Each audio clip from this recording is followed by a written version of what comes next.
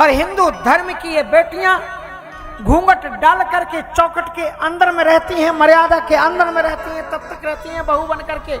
लेकिन यदि इनके कोई सिंदूर पर हाथ रखने की कोशिश करता है, यदि इनको कोई सौभाग्य को उजाड़ने की चेष्टा करता है, तो जब हिंदू नारी, जब एक भारतीय संस्कृति की नारी रणरंगनी चंडिका का रूप धारण करके रणभूमि में उतरती है, तो समष्टि का देवता शंकर भी उसके चरणों में पड़ करके दया की भीख मांगता है। इसलिए जब लक्ष्मीबाई बनती है, जब अहल्याबाई बनती है, तो पुरुषार्थ के दांत को इकट्ठे कर देती है। इसलिए आइए हैं जो प्राण हूं, साचे हूं जो संकट प्राण धन जीवन को, तो पहले अर्धांगिनी कर्तव्य मैं निभाऊंगी। अगर मेरे लक्ष्मण को पतिदेव को कुछ हुआ तो अभी शत्रुघ्न की जरूरत नहीं है। शत्रुघ्न तो मेरा बेटे की तरह है, मैं उनकी अर्धांगिनी हूं, पहले अर्धांगिनी कर्तव्य में निभाऊंगी। और यही जो काल हूं, संघाती हुए रावण को, आज मेरे सौभाग्य को छीनने के लिए युद्ध करने वाले मेघनाथ के साथ में, रावण के साथ में अगर साक्षात यमराज भी आ जाएंगे, तो भी आज रणभूमि में मां ताऊ को निपात प्राण पति के बचाऊंगी। मैं यमराज को भी खत्म करके, मौत को भी खत्म करके अपने पति को बचा लूंगी। सनातन धर्म में ऐसी ऐसी नारियां हुई हैं सत्यवान सावित्री की तरह, जिन्होंने यमराज के हाथों से अपने पतियों के प्राणों को लिया है। तो मैं कोई कम थोड़ी हूं कि मेरे रहते हुए यमराज मेरे पति के प्राणों को लेके जा सके। आइए है जो काल हूं, संघाती हुए रावण को, ताहू को निपात प्राण पति के बचाऊंगी। और सियाजू की आन पे, रघुकुल की शान पे, सतन की बान पे कलंक ना लगाऊंगी। सतन की बान पे कलंक ना लगाऊंगी। तो फिर माता कौशल्या जी ने पूछा कि तुम एक पतिव्रता नारी हो, फिर तुम बताओ ऐसा क्यों हो रहा है। हनुमान जी कह रहे हैं कि लक्ष्मण जी को शक्ति लगी है वो राम जी के गोद में।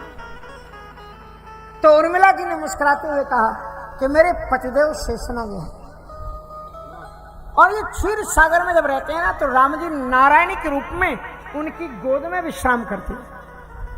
आज रणभूमि में लड़ते लड़ते मेरे पतिदेव शेषनाग थोड़े थक गए होंगे, इसलिए उन्होंने सोचा होगा कि हरदम तो राम जी नारायण के रूप में मेरी गोद में विश्राम करते हैं, आज मैं थक गया हूं, जरा इनकी गोद में सिर रख करके मैं भी विश्राम कर लूं, जरा देख तो लूं। आज राम की गोद में शेषनाग लेटा हुआ, और मां मुझे पूरा भरोसा है कि जब तक राम की गोद में मेरे पतिदेव का सिर रखा हुआ है, एक यमराज तो क्या करोड़ों यमराज भी आकर के जिसका सिर राम के चरणों में रखा हो, उसके प्राणों को ले जा नहीं सकता। मुझे पूरा भरोसा, प्राणपति पास यम आए न सकते। और बहुत अद्भुत संवाद हुआ। आज हनुमान जी ने देखा कि ये राम का परिवार है। तो भरत जी महाराज ने कहा कि चढ़मम सायक से समेता, चढ़मम सायक से समेता, पठवाहु तो ही जा कृपा निकेता, पठवाहु तो ही जा कृपा निकेता, सुन कपि जिय उपजा अभिमान, सुन कपि जिय उपजा अभिमान, मोरे भार चले किम बाना, मोरे भार चले किम बाना। हनुमान जी को फिर अभिमान पैदा हुआ कि मेरे ऊपर ये पहाड़ और मेरा वजन, क्या ये भरत जी का बाण मुझे ले जा सकता है? मोरे भार चला कि मान। फिर राम जी ने थोड़ी देर बाद में हनुमान जी ने सोचा कि पहले अभिमान किया था तो राम जी ने यहां भेज दिया भरत जी के पास, इन्होंने ऑपरेशन किया, और अगर मैंने अब अभिमान किया तो पता नहीं किस डॉक्टर के पास भेजा जाऊंगा, इसलिए अभिमान करना ठीक नहीं। हनुमान जी महाराज ने रघुपति महिमा सुमिर बहोरी, चला उताय त्रास में थोड़ी, कहा मुझे जल्दी राम जी के पास जाना है और आपके बाण की जरूरत नहीं है, मैं आपके प्रताप से, राम के प्रताप से मैं अभी चला जाऊंगा। हनुमान जी महाराज सुषण वैद्य ने लक्ष्मण जी का उपचार किया और लक्ष्मण जी महाराज जाग गए। और उसके बाद लोग बधाइयां देने लगे, हनुमान जी गए। अब राम जी हनुमान जी को खोज रहे हैं, हनुमान कहाँ गए, हनुमान कहाँ गए। उनको धन्यवाद तो देना है कि अगर वो रात रात में संजीवन बूटी नहीं लाते तो लक्ष्मण बचते नहीं।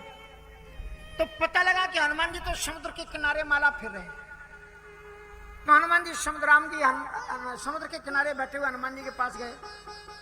हनुमान ये माला तो बाद में फिरना, अभी तुम मेरे पास में हो, मेरे ही नाम की तो माला फिर रहे हो।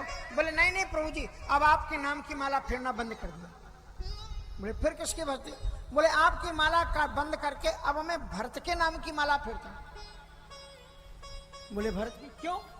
का भरत के पास में जो चीजें हैं वो आपके पास में नहीं। बोले ऐसी कौन सी चीज है भरत के पास जो मेरे पास नहीं?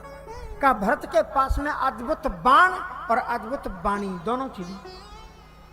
बाण उनका ऐसा है जो सीधे आपके पास पहुंचा सकता है। कहते चढ़म मुसाय के शैल समेता और पटवा तो जहां कृपा नहीं। और वाणी उनकी ऐसी है कि मुर्दे में विश्वास को जगा दे।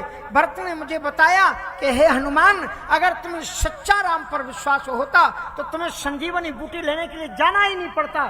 मुझे देखो, मैं राम पर भरोसा करता हूं। और मैंने हनुमान को उठाया और एक चौपाई बोली कि जो मोह पर रघुपति अनुकूला तो कपि हो विगत संसूला। ये चौपाई तुम नहीं कह सकते थे? तुम भी वहीं पर राम लक्ष्मण को अपनी गोद में उठा लेते। तुम भी कह देते कि यदि राम जी की कृपा है तो लक्ष्मण जी ठीक हो जाए, तो तुम्हें भागदौड़ ही नहीं करनी पड़ती। व्यक्ति के जीवन में भागदौड़ का कारण है ईश्वर में विश्वास का अभाव। बाद में महाराज कुंभकर्ण से युद्ध हुआ है, समय इतना नहीं है। राम जी ने कुंभकर्ण को खुद मारा है क्योंकि वो अभिमान का प्रतीक है। मेघनाथ के साथ में पुनः युद्ध हुआ और लक्ष्मण जी महाराज ने फिर उसी मेघनाथ को मारा है। लेकिन अंतर इतना हो गया है कि पहले जब लक्ष्मण जी युद्ध करने के लिए गए थे तो प्रणाम करके नहीं गए थे।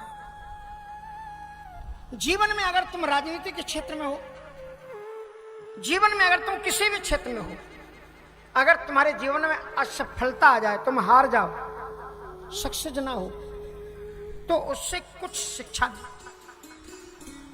लक्ष्मण जी महाराज ने अपनी इस असफलता से एक बहुत बड़ी शिक्षा ली और उनमें वो विनम्रता आती है, वे राम के चरणों में झुक करके अगली बार लड़ने के लिए जाते हैं। और जब तुम राम को अपने साथ में लेके जाओगे, राम के चरणों में झुक करके जाओगे, तो तुम कभी असफल हो ही नहीं सकते। सफलता तुम्हारे हाथ में है। तुम सिर को झुकाना सीखो। राम कथा यही सिखा। ये गर्व भरा मस्तक अगर आपका झुक जाएगा तो आपका जीवन धन्य हो जाएगा। इसलिए अपने सिर को झुकाना।